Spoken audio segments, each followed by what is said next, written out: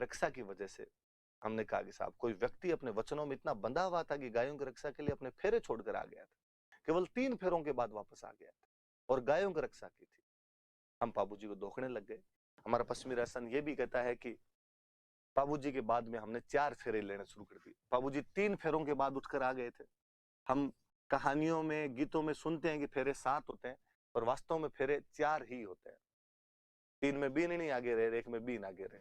आप में से जो भुगत भोगी हैं वो थोड़े याद कर लेना आपने कि 7 फेरे नहीं लिए होंगे, फेरे 4 ही लिए होंगे।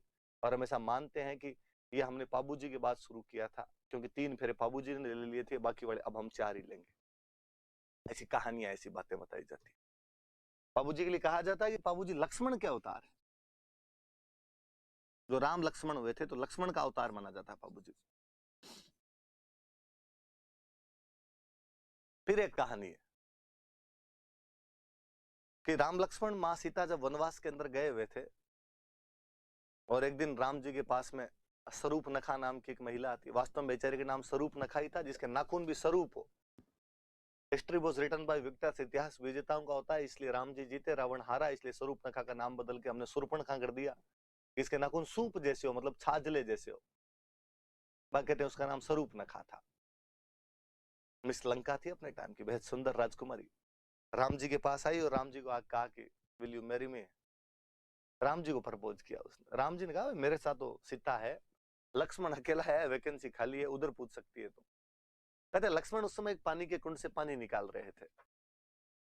स्वरूपनखा उनके पास गई और उसने लक्ष्मण को जाकर कहा कि मैं आपसे शादी करना चाहती हूँ। लक्ष्मण ने मना किया। स्वरूपनखा जिद करती है, वो लक्ष्मण के पीछे भागती है, लक्ष्मण आगे आगे भागते हैं। ऐसा कहा जाता है उन्होंने उस कुंड के चारों तरफ 4 चक्कर काट लिए थे, उस जल के चारों तरफ 4 चक्कर काट लिए थे।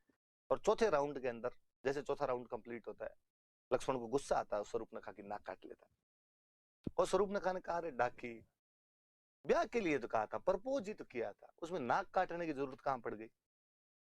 और लक्ष्मण ने कहा कि स्वरूपनखा सॉरी, इस त्रेता युग में तो मैं तुमसे शादी नहीं कर सकता, भाई भाभी की रक्षा की जिम्मेदारी मेरे पर है, पर मैं तुम्हें वचन देता हूं कि एक दिन कलयुग के अंदर मैं पाबू बनूंगा, तुम फूलम दे बनोगी।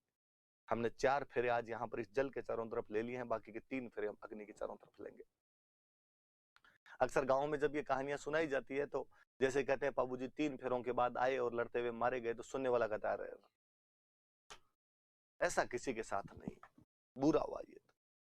कहानी सुनाने वाला तो बड़े फिलोसॉफिकल अंदाज में बोलता है, अरे दुख करने की बात नहीं है, तो विधाता ना लेख लिखेड़ा है, बे माता जिता आंख मांडिया है वही चालना ऐसा। और ये तो भगवान ने पहले तय कर दिया था, त्रेता में तय कर दिया था कि लक्ष्मण ने 4 फेरे तो ले लिए थे, अब बाकी 3 ही लेने थे। विधि का विधान है, राम जी की लीला है, 3 ही लेने थे। यहाँ पे फुलमदे सुरपणखा थी, बाबूजी जो थे वो लक्ष्मण थे। तो ऐसी कहानियां भी कही जाती। कहानी तो ये भी कहते हैं कि बाबूजी की मम्मी जो कि परी थे, वो धांधल जी को जाते टाइम कह के गए थे कि मेरी इच्छा थी कि बच्चे को दूध पिला के बड़ा करूं और जब बड़ा हो जाए तो घोड़ी बनूं, इसके लिए घोड़ा बनूं, इसके लिए इसे झुलाऊं। कहते हैं केसर काल में उनकी मम्मी का दूसरा अवतार था। उनकी मम्मी दोबारा केसर काल में के रूप में आई थी, घोड़ी बनकर आई थी वो परी। और घोड़ी की तो पीठ पे बैठते हैं, पीठ पे ही खिलाती हो, तो केसर काल में उनकी मम्मी थी। ऐसा भी कहानियों के अंदर कहा जाता है।